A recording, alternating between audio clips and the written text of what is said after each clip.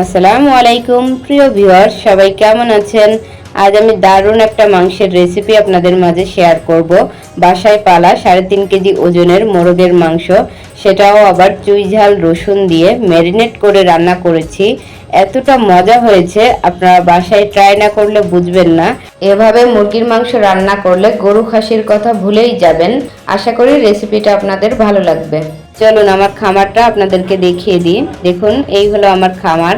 এই মোরগটা আজ রান্না করব। এদেরকে ছোট থেকেই এই খাঁচার মধ্যেই পালন করেছি। মোরগটাকে বাইরে বের করে আনবো। দেখুন, মোরগটাকে বাইরে বের করে এনেছি। কতটা বড়, 3.5 কেজি ওজন হয়েছে মোরগটা। মোরগটাকে জবাই করে পরিষ্কার করে নিব।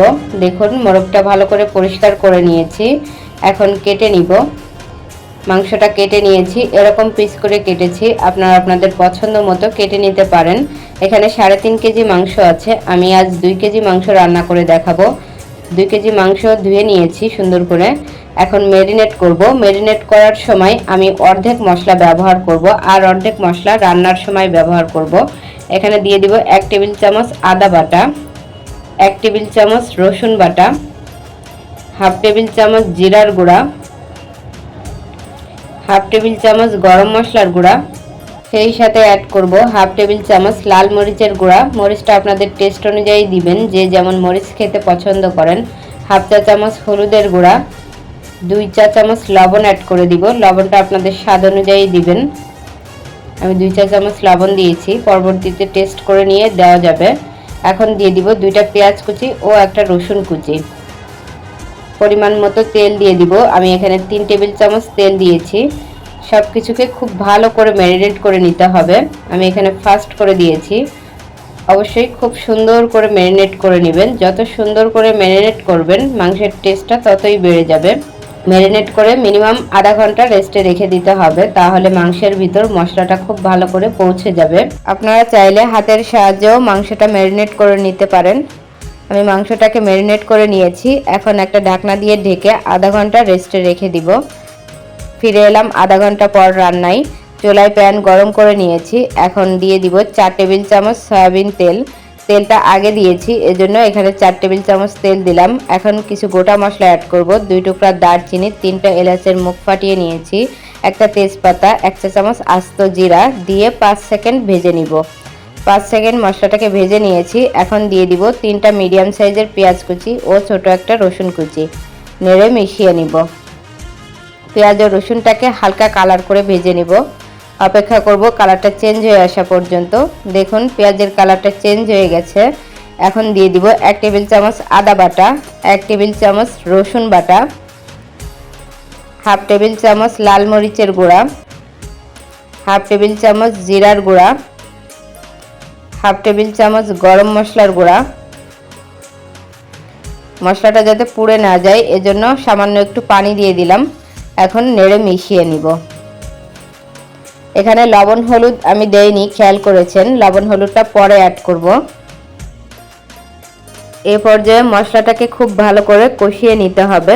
যত ভালো করে কষাবেন, টেস্টটা ততই ভালো আসবে। দেখুন, মশলাটাকে 1.5 মিনিট সময় নিয়ে কষিয়ে নিয়েছি। তেল উঠে এসেছে। এ পর্যায়ে ম্যারিনেট করা মাংসটা অ্যাড করে দিব। এখানে 2 কেজি মাংস আছে, আমি পূর্বেই ম্যারিনেট করে নিয়েছিলাম, সেটা সম্পূর্ণই দিয়ে দিলাম। মাংসটা দিয়ে মশলার সঙ্গে ভালো করে নেড়ে মিশিয়ে নিতে হবে। মাংস দেওয়ার আগ পর্যন্ত চুলার আঁচটা মিডিয়ামে রেখেছিলাম। এখন হাই হিটে রেখে মাংসটাকে ভালো করে কষিয়ে নিব। এ পর্যায়ে চুলার আঁচটা হাই হিটে রেখে 5 মিনিট রান্না করে নেবেন, তাহলে সুন্দরভাবে পানিটা ছেড়ে দিবে মাংস থেকে। দেখুন, মাংসটাকে ভালো করে মিশিয়ে নিয়েছি মশলার সঙ্গে। এখন একটা ঢাকনা দিয়ে ঢেকে হাই হিটে 5 মিনিট রান্না করে নিব। ফিরে এলাম 5 মিনিট পর। দেখুন, মাংস থেকে বেশ কিছুটা পানি ছেড়ে দিয়েছে। এখন মাংসগুলোকে নেড়ে দিব। খেয়াল রাখবেন মাংসটা যাতে নিচের দিকে পোড়া না লাগে। মাংস পুড়ে গেলে খেতে একদমই ভালো লাগে না। মাংস থেকে এখনো প্রপারলি পানিটা ছাড়ে নাই। এ পর্যায়ে নেড়ে দিয়ে একটা ঢাকনা দিয়ে ঢেকে মিডিয়াম আঁচে 4 থেকে 5 মিনিট রান্না করে নিব, তাহলেই দেখবেন পানিটা সুন্দরভাবে ছেড়ে দিবে। এখন দিব 1 চা চামচ লবণ এবং হাফ চা চামচ হলুদের গুঁড়া দিয়ে দিলাম। হলুদের গুঁড়া এবং লবণটা আমি শুরুর দিকে দেইনি, এই পর্যায়ে অ্যাড করে দিব। মাংস ম্যারিনেটের সময় লবণ হলুদ দিয়েছিলাম, এজন্য মাংসটা একটু কষিয়ে নিয়ে টেস্ট করার পর লবণ হলুদ কম মনে হচ্ছিল, এজন্য এ পর্যায়ে লবণ হলুদ দিয়ে দিলাম। এখন একটা ঢাকনা দিয়ে ঢেকে মিডিয়াম আঁচে মাংসটাকে খুব ভালো করে কষিয়ে নিতে হবে। এর ফাঁকে অবশ্যই নেড়ে দিবেন। দেখুন মাংসটাকে ভালো করে কষিয়ে নিয়েছি। মাংস থেকে কত সুন্দর তেল ছেড়ে দিয়েছে। মাংসে যখন হালকা এরকম ঝোল থাকবে এ পর্যায়ে অ্যাড করে দিব চুইঝাল ও রসুন। দেখুন চুইঝালটা এরকম দেখতে হয়, আমি খুলনা থেকে আনিয়েছিলাম। এটা দিলে মাংসের টেস্টটা অনেক বেড়ে যায়। আমি চুইঝালের উপরের অংশটা ফেলে দিয়েছি, দিয়ে এরকম করে কেটে নিয়েছি। আর নিয়ে নিয়েছি 10টা রসুন। চুইঝাল ও রসুন দিয়ে আজ মুরগির মাংসটা রান্না করব। এভাবে মুরগির মাংস রান্না করলে খেতে ভীষণ মজা হয়। চেষ্টা করবেন দেশি রসুন দিয়ে মাংসটা রান্না করার, তাহলে টেস্টটা খুবই ভালো আসে। রসুনটা হালকা একটু ঝোল থাকতে দিবেন, তাহলে মশলার সঙ্গে রসুনটাকে কষিয়ে নেওয়া যাবে সময় নিয়ে। সেক্ষেত্রে রসুনের টেস্টটা খুবই ভালো আসবে। এখন একটা ঢাকনা দিয়ে ঢেকে মিডিয়াম আঁচে 2-3 মিনিট কষিয়ে নিব। ফিরে এলাম 3 মিনিট পর, এর ফাঁকে নেড়ে দিয়েছিলাম। এখন ঢাকনা ছাড়াই 2 থেকে 3 মিনিট সময় নিয়ে মাংসটাকে ভালো করে কষিয়ে নিব। এভাবে যে কোনো মুরগির মাংস রান্না করে নিতে পারেন। আশা করি গরু খাসির টেস্টকেও হার মানাবে এই মুরগির মাংসটা। সুন্দর একটা ফ্লেভার ছেড়ে দিয়েছে। দেখুন মাংস থেকে তেলও উঠে এসেছে। মাংসটাকে খুব ভালো করে কষিয়ে নিয়েছি। এখন ঝোল পানি দিয়ে দিব। এখানে আমি 3 কাপ পানি দিয়ে দিলাম। গরম পানি অ্যাড করেছি, আপনারা চাইলে ঠান্ডা পানি দিতে পারেন। তবে গরম পানি দিলে মাংসের টেস্টটাও ভালো আসে আর দ্রুত সেদ্ধ হয়ে যায়। নেড়ে মিশিয়ে নিব। এই পর্যায়ে একটা ঢাকনা দিয়ে ঢেকে রান্না করে নিব ঝোলটা কমে আসা পর্যন্ত। অবশ্যই ঢাকনা দিয়ে ঢেকে রান্না করবেন, তাহলে মাংসের পুষ্টিগুণ ঠিক থাকে। ফিরে এলাম ঝোলটা কমে আসার পর। দেখুন ঝোলটা বেশ কমে গেছে। এখন নেড়ে দিব।